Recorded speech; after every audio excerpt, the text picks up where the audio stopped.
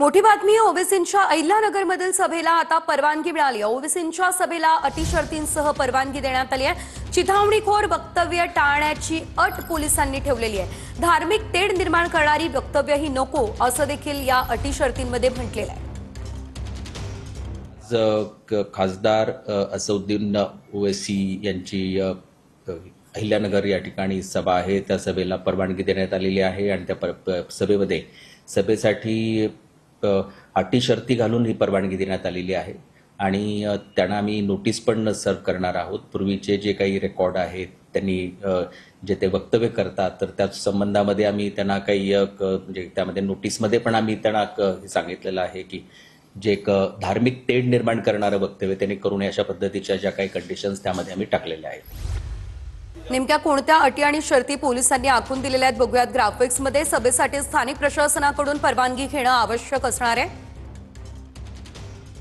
Stage, मंडप उभा आणि एमएससीबी, पार्किंग व्यवस्था, आरोग्य विभाग, अग्निशमन विभाग त्याबाबतचं मंजुरी पत्र हे सादर करावं लागणार आहे। सभा घेताना वाहतुकीसाठी अडथळा होऊ नये यासाठी पार्किंगची व्यवस्था करावी, स्वयंसेवक नेमावे, सूचनांचं पालन करावं।